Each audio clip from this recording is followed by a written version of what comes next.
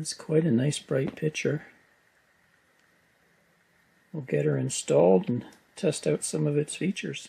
Just installing all the batteries and the sensors. Give you a quick look inside. Looks like a fairly good quality little sensor there. I like the size, nice and small. As far as I know, they don't have the feed-through type sensors, but it's never really been a problem for me. My tires don't really lose air very often. It's easy to pop these off if I need to add air or not. There's a little cap, and on the top of the cap they have a specific number for each sensor, so that comes in handy once you get them all paired together. And say you put the RV in storage, I like to pull these off and take the batteries out so they're not wearing out over time, and then with the number I can easily find the location that they were at. Also, right at the base there is a rubber O-ring to seal out any moisture that might get in there, and I've never had a problem with any of these leaking. And they also give you some spare O-rings in a package with the kit. So now I'm installing the sensors. Got 7 of them on. I'll show you how it goes. I just go auto learn here. Oh no, first I pick the position I want, then auto learn, and then I just screw it onto the valve, and the pressure change will make it figure it out. So now you see I have all my sensors. It's reporting the PSI and the temperature, and then there's the manual ID. So that's what I mean, it's easy to go through and see the different IDs and then reposition your sensors once you have them off and putting them back on. So next we'll go mount this and we'll go through its menuing and features, that sort of thing. Okay, I'll show you how I have my rear camera mounted and wired in. So it's mounted near the top of my rig. They want you to have it pretty close to the top so the signal can easily reach the display. If your rig is really long, there is an extender antenna that can plug in and you can mount it closer to the front. I've never really had any problems with this one. It works pretty good like this.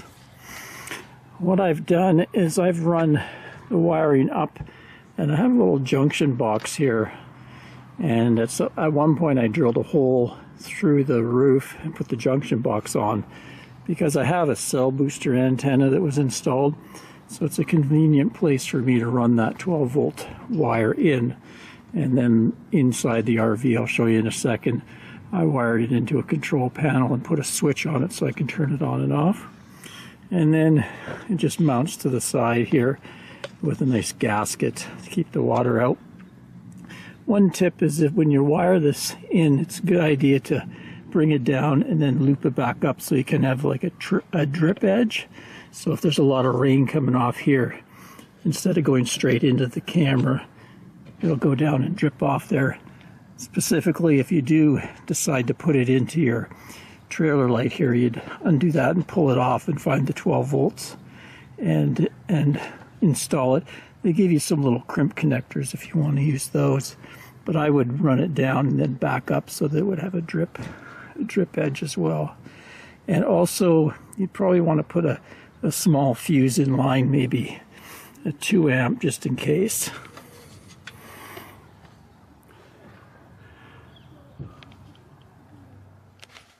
And there's where it comes down through the roof. You can see my cell booster there. Wire goes across, and I have it plugged in up here. And I've made a little switch here so I can turn my rear camera on and off when I like.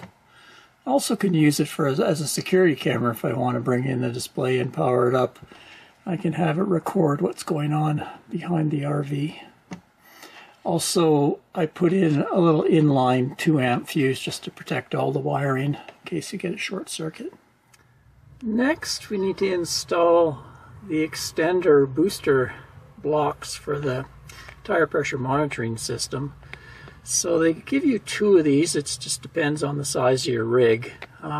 First, I just installed 1, and occasionally I would lose the back axle tires, so I ended up having to install both of them. They come with little clip-on leads to clip onto a battery, but I actually installed mine hardwired in. So the front one isn't actually installed in this solar controller that has a load output control. So you can see I wired it in there, and it comes down here and goes around and kind of through where my jack is and ends up right at the front here. So it's the one closest to the truck. You can see underneath here, I got a green light that it's on. It doesn't really draw much current at all. I think it's 0.3 amps, so I just leave it on all the time. You can see I just have it hooked in there.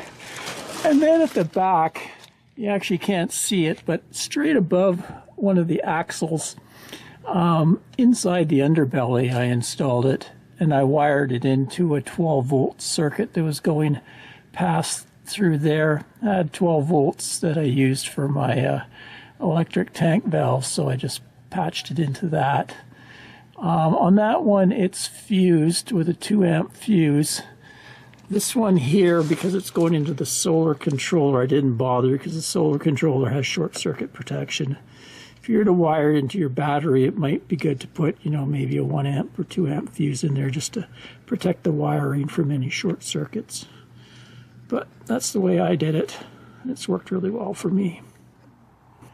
For mounting, they do have a 3M very high bond sticky tape on the back there, or there's flaps here that you can use screws. So when I mounted it inside the underbelly, I used the tape, and on the front there I screwed it into the frame.